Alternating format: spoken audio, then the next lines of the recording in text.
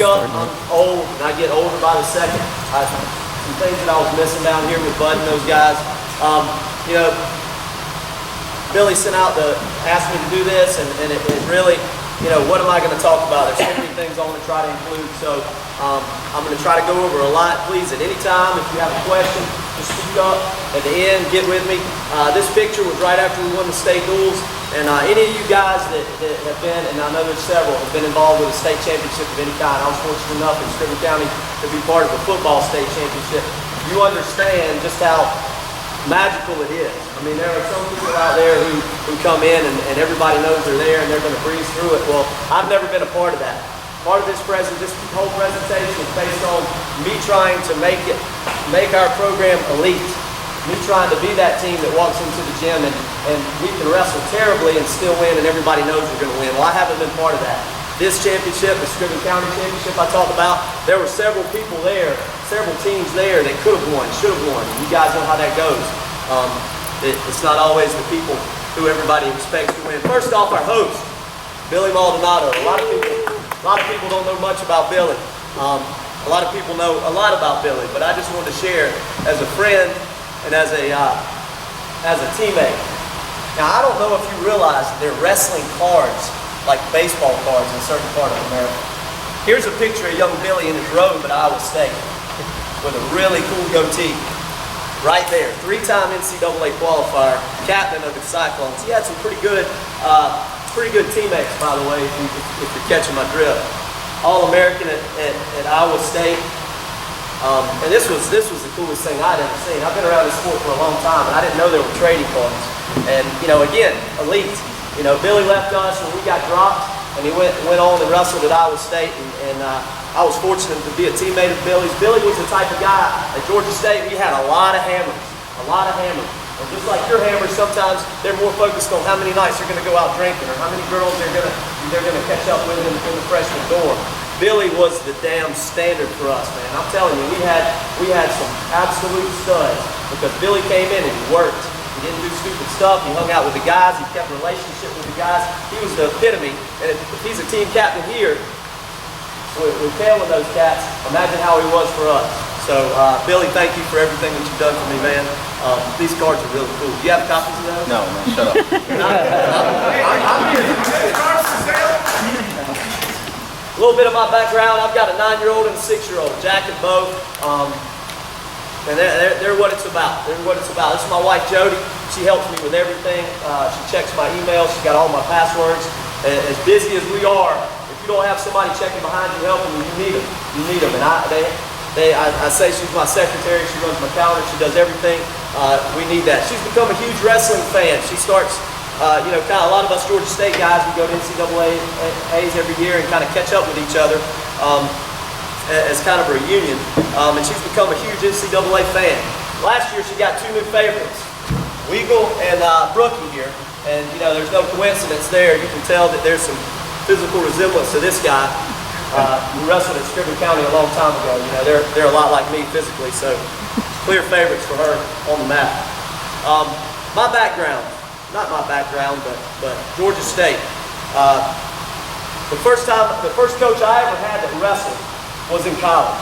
You know, all of my coaches in high school were football guys, and there's nothing wrong with that. I'm a football guy. I like to consider myself a football guy. But I didn't start learning wrestling until I got here to Atlanta. Gary Kurtelmeyer was our head coach. Now, I say that these are the guys that influenced me, but to be honest, I think Coach Kurtelmeyer talked to me twice. The first time it was stick arms, and then the second time I won a match and comeback artists. But the fact that he was here meant that I was able to wrestle. You know, he came down after being the head coach and winning national titles as a head coach and as a wrestler, and after hiring Gable at Iowa, he came down and really blessed our state. And there's a lot of these people that came down because of his influence. Renner, Giles, Schick, all Americans who invested in me as a coach. And I'm spending time on this instead of talking about drills, instead of talking about rules, because it all comes down to relationships, in my opinion. I've done it wrong a million times, and I've gotten a few things right. And I can always remember these guys who really influenced me in a big way. Jeff Bedard and Tom Shiflett were probably the 2 biggest influences on me. You guys know Jeff. He was a friend, but he was also somebody there that was around me all the time, and I truly believe he cared about me. And that was more important than me winning matches. Tom Shiplett, Tom's around here somewhere, coach, luckiest man in America. Did a great job getting Tommy out, because I'll tell you, he probably made the most difference to me. I was too slow to sprawl. Nobody ever taught me that. So instead of getting pissed off like a lot of other coaches on our staff that maybe aren't on this screen, instead of teaching me how to sprawl and thinking, well, he's not a prototypical wrestler, he taught me how to rotate and how to get around the corner and do some things that I had no idea about. And all of a sudden I started scoring takedowns, and I started doing things that I didn't know about because Tom stayed after with me and helped me with that. I'll never forget maybe the biggest thing Tom did for me. Billy was our guy now. He came to Georgia State, true freshman, came out, was our conference OW. Okay, he was our guy. Getting ready for conference, and Billy was about 2 or 3 weight classes above from me. Tommy made sure, he brought me down. He wanted me to be on top of Billy when Billy was doing bottom drill. And just that, and there was no explanation, no talking about it, but that was more important to me than any of the matches, any of the medals, any of the 3 medals that I won when I was in college, which wasn't many. It was more important to me that I was important enough to help a guy like Billy. And if we can do that for our kids, that's the kind of stuff they remember that ends up putting them in our place. Tom was here a minute ago. I asked him, and he's going to miss out on this. I asked him to send me an action shot of him wrestling, and this is all he can come up with. So I'll give him a hard time about that in a minute. Obstacles to success.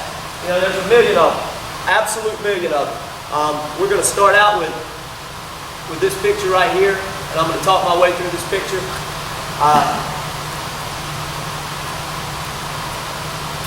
This picture was taken, I still haven't found out. It was on the GWCA website after state duels. This was the instant that we finished our state duel final. They can't tell me who took the picture or if there's any more. We've looked, I've emailed those guys that Mr. Ford got with me. But you look at this picture and there's several things. You know, obstacles to success. I see a kid who started last night as a defensive end for us when we beat Concord 50-49. I see a kid that same kid who, one night at the state tournament, before he wrestled a kid from Richmond Hill who was nationally ranked, I had to go find him. This kid is an absolute stud. I had to go find him. He was hiding under a table because of the confidence issues he was dealing with. Another night at the state tournament, he didn't want to eat the team prepared meal we got to him. I had coaches call me at 2 in the morning. He was laying in his floor of the hotel room, passed out, had puked a gallon of sherbet ice cream all over the room. And I cleaned up, and that's okay because it was my job. But the obstacles we face, you guys have knuckleheads. It's all a house of cards. But this young man, he didn't want to eat what we had, so he went downstairs and bought a gallon of ice cream in the middle of the state tournament to eat. You know, the things that we deal with. There's another kid on here who, every time he came up at the state duels, I had to put a coach on either side to guard him because he'd run. If there was a chance of him being in the lineup, he'd take off, all ass and high. Another guy on this list who's lifting me up right here. He was kicked out of school in 2nd grade. He was kicked out of school in 5th grade. Multiple discipline issues. He's gotten in 2 fist fights so far in our conditioning. Just this fall.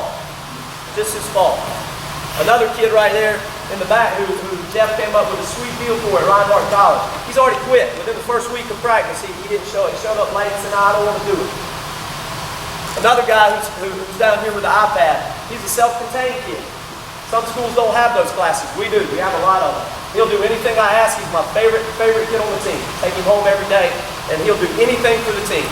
Another kid who's in this picture was a freshman state placer who looked me in the face and said, "Coach, I'm not wrestling in the spring. I'm not going to wrestle in the summer. I don't care what you say. I'm not going to lift weights because I just don't want to do it." So the obstacles are there, and trust me, I know it. The good side of this is that you can see in these faces, oh my God, what Coach said could happen if we work hard will happen. So it's a pretty powerful shot, and I want to spend a little bit of time talking about it.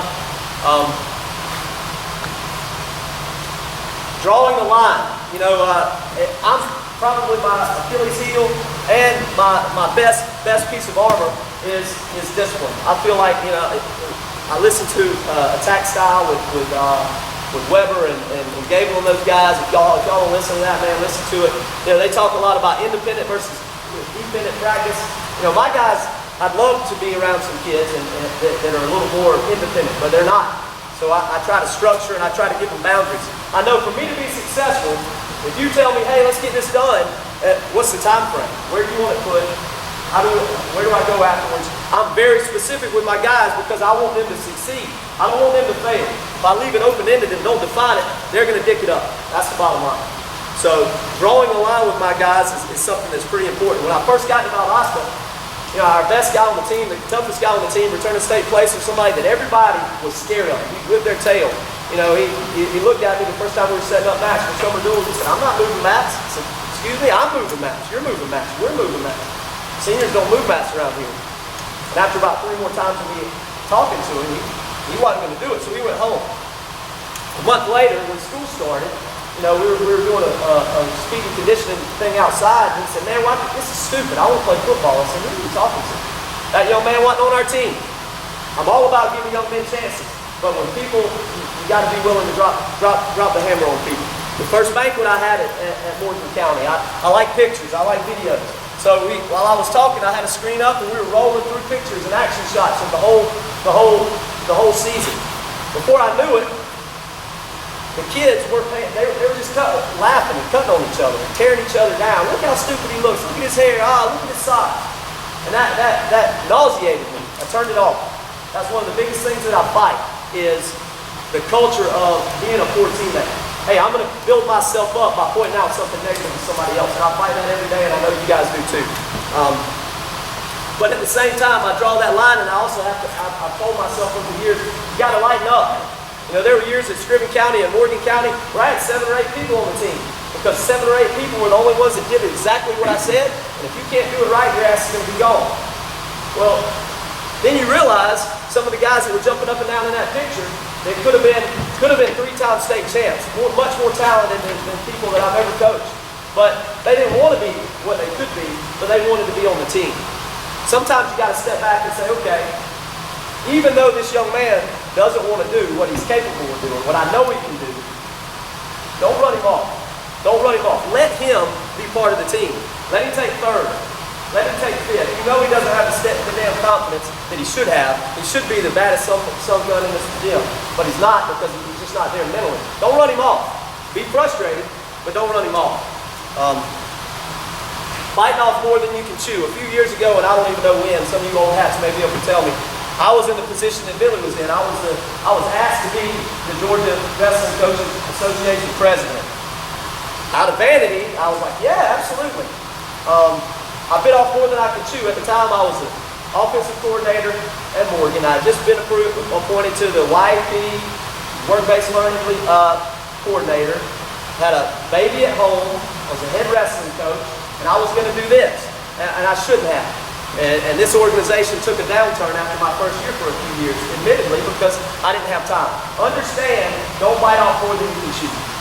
Understand what's within your limits, and don't do that. You got to say no sometimes. You just got to say no. No one cares. No one cares. That's been something particularly tough for me. I fight negativity all the time. I tell myself sunshine and rainbows all the time. But it's hard. It's hard to fight negativity because if you're negative, the people around you are going to be negative. I love the mindset stuff, and I'm big on all this stuff. You can't let that show. We won the first state championships in school history for wrestling. Since then, my budget's been cut. They came back after the ring ceremony, and I'm not stepping out. I'm a company guy, but I'm being realistic with you. This is what I want you to know. We're wrestling coaches, and unfortunately, if you don't have Nathan Hand, nobody damn cares. They cut my budget. After we had the ring ceremony, said, "Hey, where's your part of the ring? We need you to come up with $7,000 to help pay for this." After we got the rings in hand, and they came in and said, "Hey, this brand new facility, which is awesome. You'll see it in some pictures. We're going to need you to share that with people and tell them how to clean it up. And if they don't, tell us, but we're still going to let them use it, and they're going to not clean it up no matter what." Deal with that and go on because nobody cares. If I cry, pitch a fit, be a jerk, and go home, or keep working with the kids. So, just understand nobody cares. Micromanaging. When I was at Morgan County, I had the opportunity. There was two young guys at UGA who were real close to Athens. Evan Goff and Corey Newsom were student teachers there. And they came to me and they were like, hey, and I was like, absolutely you can help with wrestling. Both these guys were college baseball players. One of them right now is a head coach at McEachern, who just qualified for the state duels for a long time. And Evan, you guys know him from West Forsyth, he's doing a great job. They also went to our baseball coach at Morgan County and said, hey man, and I followed them up and I said, hey, these guys are good. If they don't want any money, give them a baseball hat. They love baseball. They'll be out there. No, I'm good. You know, understand that you can't micromanage everything. Get the best help that you can. If there's people out there that want to help you, it doesn't matter what you know about their background or not. And I'm guilty of this too because I want everything to be done my way. Well, sometimes you got to let people help you. Speaking of that, man, I've got a full-time sub right now sitting in my gym at Valdosta High School, a PE spot, a full-time sub. I'd love to talk to any of you guys. I've got four wrestling supplements right now that are open that I'm covering. So, love to have you guys down with us. Micromanaging. Fundraising, selling the program. We do a couple of good events. We do some events that are pretty cool. I was just talking to Sean. He was talking about a car wash that he does that raised almost $6 grand. That's unbelievable. That's great. When we were at Morgan County, my wife Jody had a great idea. Hey, they don't do a pageant here. Let's have a Miss MCHS. I don't care about that. But it ended up raising us $5 grand a year. You know, so I'm all about getting outside the box. Titletown is what they call Valdosta. I mean, it's football city. 24 state championships, 6 national championships. How do you win a national championship in high school football? But we did somehow. You know what? Great. I love it. I'm a football guy. How can I come in and support our program? Georgia State, Colonel Meyer, Shifty.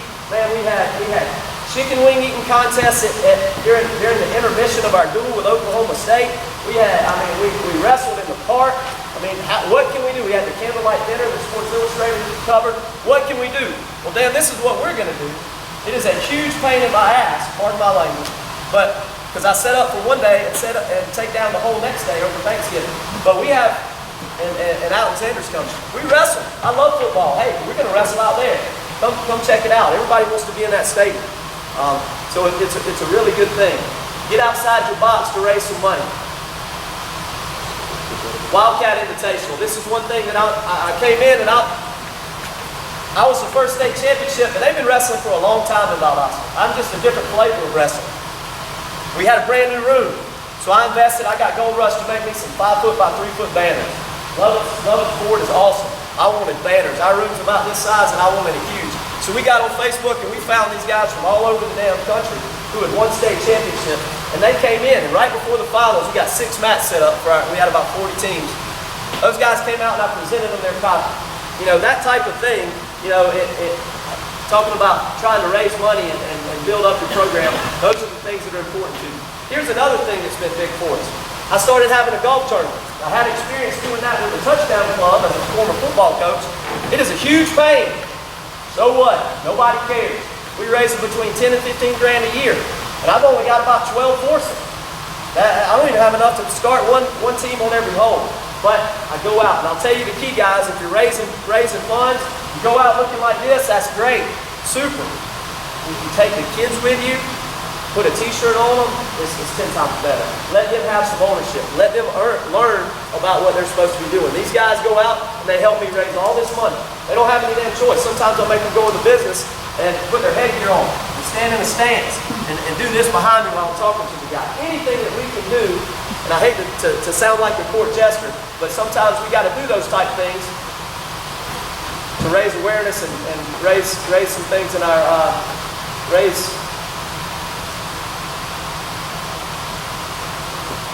Go back. Yep. Last one I want to show. We do our senior night, and this is in our Performing Arts Center. There's about 1 million rows right here. This is us wrestling Lowndes last year, the Titletown, the Wintersville Classic. So we're under the spotlight on the stage. You know, I think Adrian does this. We went and did that when he does this every year up at Woodland. This is a huge event. We present our seniors with stuff. They get up on stage. We only bring one team in. It's kind of off of that candlelight deal we did at Georgia State. But it's the type of thing that's not just in a big open gym and the lights are on and there's 15 people in the stands. You know, those guys are doing everything that I can tell them to do. So I try to do anything that I can to sweeten the pot up for them a little bit. Team expectations. Make sure I didn't skip anything. Team expectations, super important.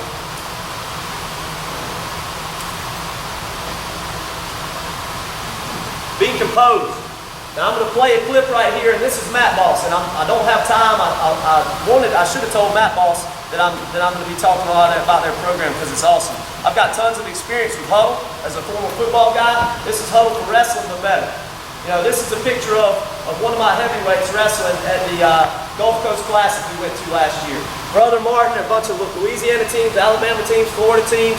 I think Woodward is the only team other than us that's coming back this year. But what you'll see here is this young man, and our starting heavyweight was out for an academic issue at this time. But this guy's a backup. He placed first or second or third everywhere until the other guy came back. And what you'll see here is these guys go out of bounds. Compete and be composed. That was my closing message. Every time we met as a team before we took the mat, because it was really be composed and compete. Because that's the only two things you can control. I don't care what he does. I don't care what he calls you. Racial slur, I don't care if he punches you in the face. You see what he did? He walked all the way across the mat and followed him with his face in. We back that up. It's going to be hard, but... John, what? 15 minutes. That's all right. See, look at him. He's following the guy across the mat. That is more important than any state title he can win for me. He is not thinking about wrestling. He's acting like a knucklehead. You got to compete and be composed, and that's the biggest thing that I try to overcome. Parameters. These are posted, and we'll talk about it in a minute. These are the team. My team expectations are my rules. This is what all my middle schools go by. You know, it's clearly defined with a trap door. If you miss practice once, if you miss practice twice, all this stuff is there, but then at the end it says to the discretion of the coach and the coaching staff, because you got to give yourself a little bit of room, but you got to allow these guys to know where they stand. You know, I've got some pretty clear stuff that I like to do that I think helps us be successful. Dual meet policies, bench policies. It drives me crazy when I'm coaching my 6-pounder. My 20 and 30 and 95-pounders should be listening, because when I correct on them, they're going to correct later. One thing that Tommy liked to do sometimes, he would say, hey, we just showed you this wrist pull from the front headlock. We just did this and this. All right, everybody's going to demonstrate it, test time. I wanted to be last when he did that, because when I was last, I could listen to the corrections of everybody else. Being a good listener is going to get you to be more successful. Good listeners and hard workers beat people who are bigger, faster, better technique all the time. So I try to do that. Some things that are non-negotiables for me. You know, post-match procedure. We practice handshakes. It is one of my pet peeves. It says a handshake in the rule book. So please don't be offended if we wrestle you and my wrestler comes to your corner. Put out your fist, coach. And my wrestler does this and looks at you and nods his head and turns around and walks away. Because that's what I've told him to do. That is an area where our young men struggle because they don't know how to deal with adults. Your young men might not either. It says handshake, so we're going to handshake. What I've found by this is a lot of this and a lot of slapping. Well, that's bullshit, pardon my language. And my kids aren't going to do it. So they're going to go to you with a hand up, and you're handshaking or not. If they choose not to handshake, they've been instructed to nod their head and turn around and walk back off. Because I don't want them to fail. I want them to be successful. So tons of stuff there. Talking to officials or opponents, absolutely not allowed. You talk to your coach, you don't talk to your coach. The only time you're able to talk is when your coach is asked and the referee asks you a question. And I don't try to box them all in, but it's super important. Shoes got to be tied. We're warming up. You're not warming up with your shoes unlaced, because then you're behind. You're not ready. These things got to be done. Team gear only. You're not wearing the state tournament. You're not going to go warm up with the Alexander kid. I don't care if you kids wrestle with them for 20 years. You're on our team. You're going to wear Valdosta stuff. You're not going to wear compound. You're not going to wear mindset. You're part of our team, and it's a team atmosphere. And what I found by promoting these things is that the kids have a sense of self-worth. They want to be part of something that's organized. Tons of this. I don't have time to go over it. So please, I'd love to, because this is real big for me. Socks, my kids. Again, different ways to accomplish a goal. There's many different ways. David Taylor went out with lime green socks on and won one of his last national championships. My kids at Valdosta wear white or black socks. You know, if you want to be an individual, then show me with your technique and show me on that scoreboard. Because anything else, I'm big on sportsmanship. Anything else, I'm not big. I can't stand it when a wrestler puts somebody on their back and cuts them from their back. That's unsportsmanlike. We don't do that kind of thing.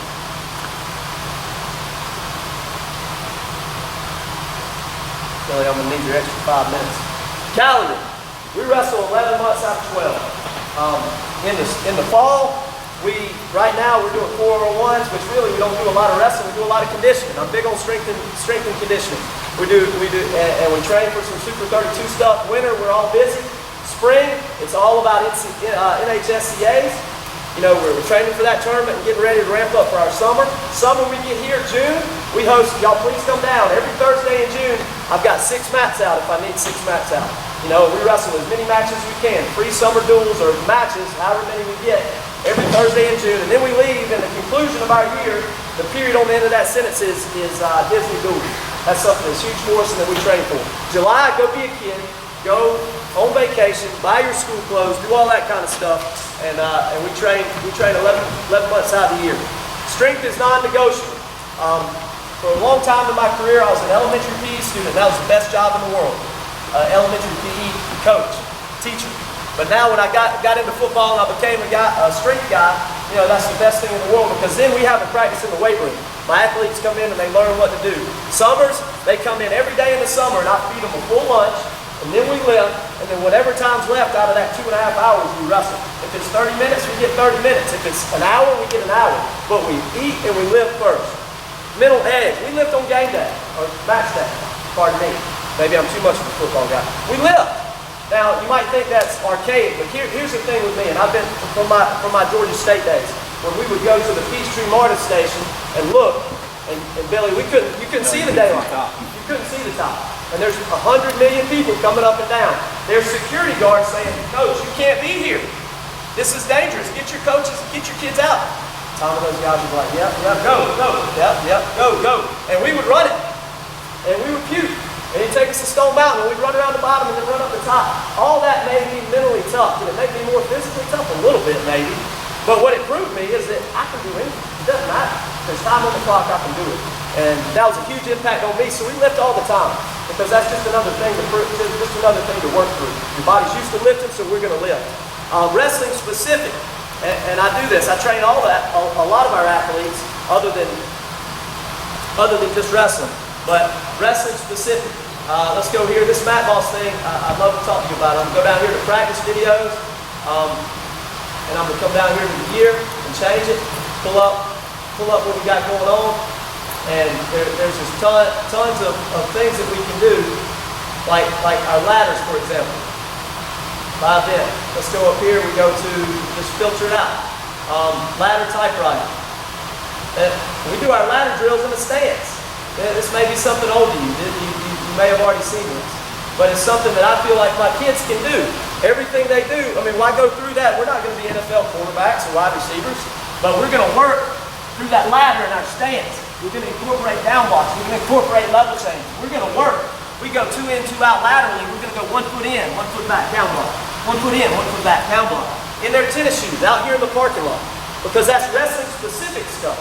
And we can train for strength and conditioning, but we're training for our season. So that stuff's really important. Really important to me. Compete. You know, I want our guys, this is another weight room video. I want our guys, when we do this, we at the end, we do, I call them challenges.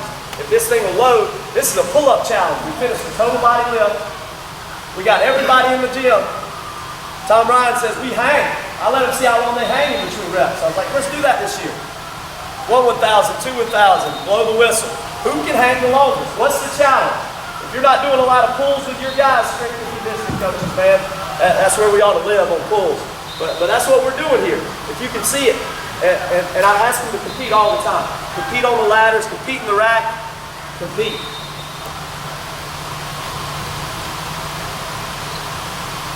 Attack. Again, different ways. There's got coaches out there who know how to wrestle a lead from right here. That ain't me. And I've been beat by them, you've been beat by them maybe, but that's not me. We attack. The best way to not give up points and to not lose the lead is to continue scoring points. So that's what we practice. That's what we practice. I've got some videos here that I'm going to play for you if Billy will let me. mat. Don't think just wrestling. Here's this young man. This is it's a two-time state placer. We're down at Osceola in Florida. And we're wrestling a kid, Latona. I don't know if you guys know that name, but his older brother just went to Virginia Tech after training there for a year. They gray-shirted him. And this is his little brother who's a freshman. He's an absolute stud. I don't remember whether he was a champ or whether he was a runner-up this year in Alabama 7A, but he's a stud. This is like in the quarters. Check this out now. And if I get stopped, I get stopped. Watch. Kid's on the shot. He stops wrestling. Okay, we're up by like 4 points right here or something. All right? We're going to build up to a double. And he's starting to think, what am I supposed to do? He grabs our ankle and he runs right into us. We lose this match by 1 point. There's about 10 seconds where my kid freaks out on his back. Look where our opponent's sitting. There he's a stud. Who cares? He's sitting on our chest. Did you wrestle? Did you finish? You get off your back, then you got 6 seconds. Because nobody's going to be able, the way he's sitting, nobody, and he finally turns over with 1 second left. Easily couldn't have lost that match, but he didn't wrestle. He didn't wrestle the situation. I try to be specific with my guys and show them these type things and say, hey, you got to wrestle. You got to wrestle.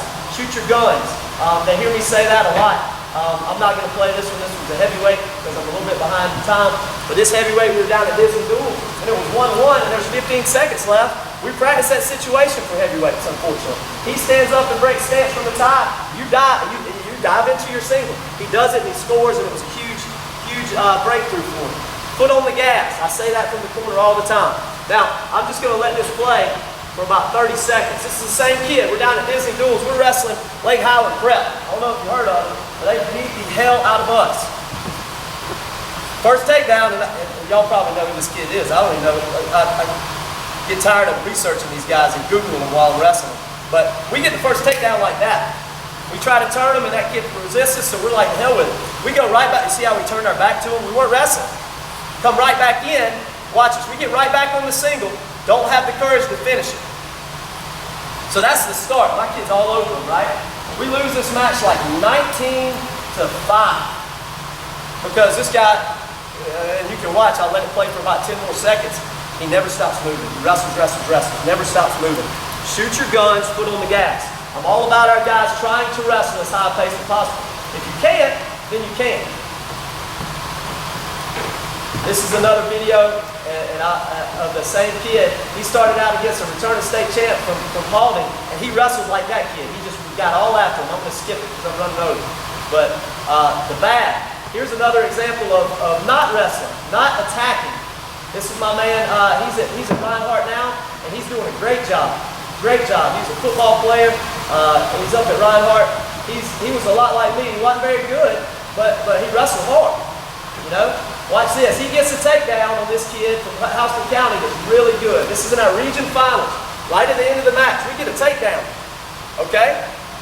What's he doing on top? He's trying to run a spiral ride. He's sitting on his hips and he's on his knees. He let the situation beat him. We don't return people like this. Wrestle. Do what we've practiced to do right there. Get him on film and say, Pete, look, you got the lead. There's 10 seconds left and you stop wrestling. So I'm big about that. There's firsts all the time. You guys, this is a clip of one of my favorite kids. A kid that I struggled with. A kid we didn't have at state duels. But if you'll watch,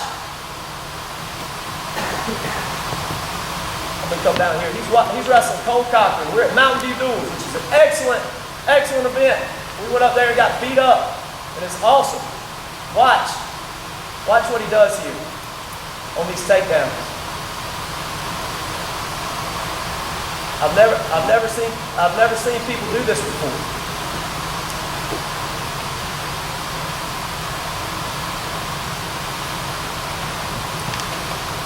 And he stands up, he doesn't sprawl, he bellies out.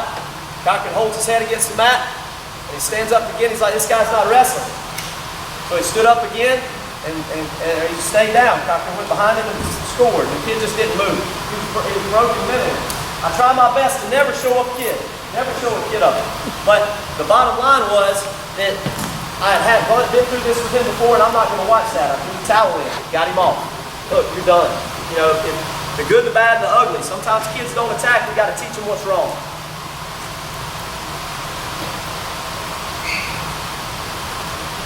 Believe. You are in control. I tell my kids that all the time in the weight room and practice. You don't decide what kind of day you have. Your teachers don't, your mama don't, your coach don't, you do. People get with you, people talk to you, and you decide how you're going to react to it. Focus. This is just a funny picture. This guy is now the head coach at Union Grove High School. Jared Regner. Great guy, wrestled it shorter, but he wasn't focused in this match. So I had to try to help him get refocused. No surprises on the mat. Trying to get through that real quick as we train for every situation. Every situation. We got a home run from top, from rear standing, from neutral, from bottom. You know, every situation that might come up on the mat. It's just like football, guys. You train for your 2-minute drill. You train for 4th and 1. Have your guy. That way they don't have to panic. Take it out there, coach. We practice it. Train for every situation. Declaration of commitment is something that's pretty cool. I'm going to skip through and show it to you. I took my kids to it. We've got a local pastor who's a former wrestler who runs a CrossFit place. And last year I took my team there for a workout. And this basically is just a big thing that I had them all sign. And I skipped through the pictures of them working out. But it basically says, you know, there are several obstacles that we can overcome. But if you commit to this team, we can be 2018-19 state champions. This was in, I don't know, March maybe. And I made them sign it. Now, them signing that they're going to do everything on that, it's not a contract, but it's important to them. Have you ever had a coach that handed you a card and said something like that on it? That meant something to you. My high school football coach, we're only as strong as our weakest link. Well, we have every game we had a chain link on our cleats. And that was just a reminder that, hey, well, here it is, man. This is important to me. You show me that it's important to you. Half of those kids that are on there didn't make it. But it's not about them. It's about trying to help them. This is big for me too.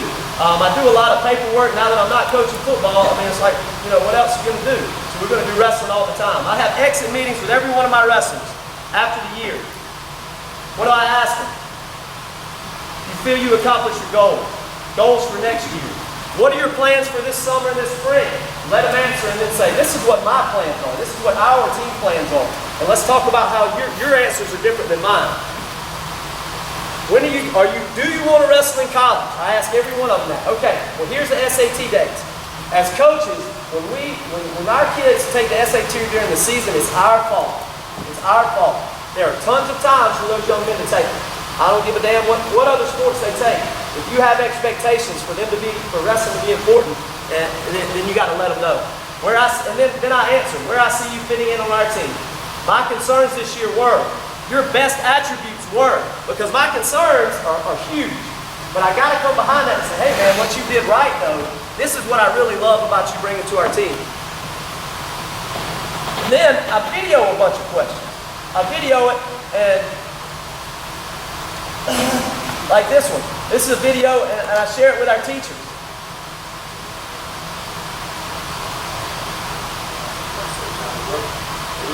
Who is your favorite teacher? And when it's Teacher Appreciation Week, we send that stuff. There's tons of stuff that we like to do. Edges or advantages. Top to bottom program. We talked about middle school. My middle schools, we have 2 middle schools. For 3 weeks before the first, when our date starts on October 21st, the 3 weeks before that, both middle schools come to my room. All their coaches come to my room and I run practice for 3 weeks. Those coaches learn my drills, the kids learn my tendencies. When they come up, it's an easier transition. I'm the person, if you're not in a situation, and I've been there, where you're not allowed to pick your middle school coaches, then try to get them, and don't be afraid to be a hammer. My first year at Valdosta, one of my middle school coaches who was grandfathered in, seemed like a nice guy, came to all my meetings.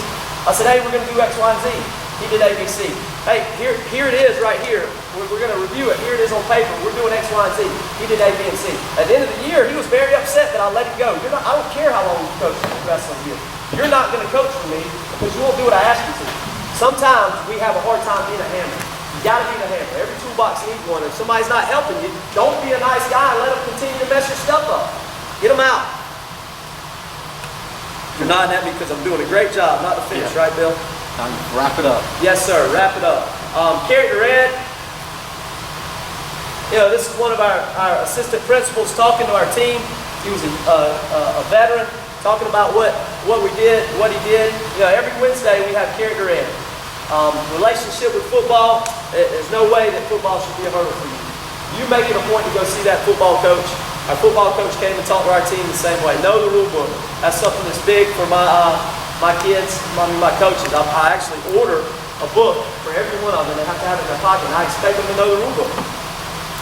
Fun food. You know, you got to do this kind of stuff. Here's my 6-year-old getting passed from raft to raft down here in a lazy river by our wrestling team. If we don't show them, you know, once every now and then, come to my house and swim in my pool, eat at my table, what are we doing? You know, I mean, it's all about relationships. I won't play that video. Practice philosophy. Again, Billy, I'm down to a minute now. Warm-up games, everybody plays. You know, nobody comes to the gym and says, hey, coach, in PE class, let's go wrestle today. They always want to play. So we do warm-up games every day. They don't have a choice to sit out. I don't want to play. I don't care. Get up and play. Eyes on the whistle, no sweats. No sweats is something important to me. My guys last year, and I had a lot of guys that were very accomplished that were too lazy to come in and manage their weight early or stay after. So they wanted to come to practice and wear sweats. And I tried my best to accommodate that. But all of a sudden they're dragging. Of course they're dragging because they're trying to cut weight during practice. They're pacing up. Now their drill partner's bad. Now their live partners are terrible. So I made a rule. Look, no, I don't care. No sweats in practice. Go up a weight. I don't care. Won't allow it. 3-2-1 cadence is very important. This is where the end, you know, and please, you know, get with me. These are all some of the daily drills that I like to do. I've got them on this drive. I've also got them on Mat Boss where I can share them with you. It's the type of stuff that I feel like we got to do every day. We got to do every day. This 3-2-1 cadence is important to me.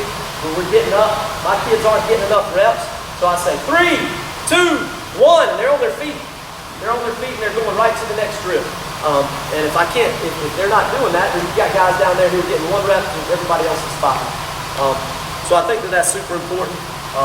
Sorry that I've gotten over and gone over. This is something that I look forward to. I changed this presentation a million times. I kept adding to it because there's so much stuff that I think is important for us. I'm looking forward to hearing what you guys have to say. If anybody has any questions for me, I don't know that there's time now because Billy keeps getting closer and closer to me and I don't want him to jump on me. So come see me and I'll share this. I'll share this from my drive to yours and you can look at all these videos in conclusion. Thank you.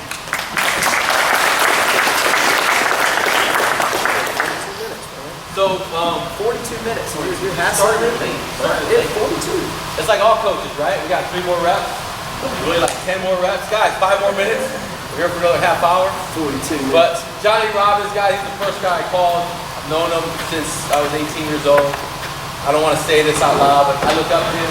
He does a lot of great things in his program that I want to do in my program. And he is a great resource. He will definitely, if you contact him, he will definitely share whatever he wants. He's got great knowledge. He's got great facilities, great. I was kind of upset because he used to get more time. We used to compete a lot.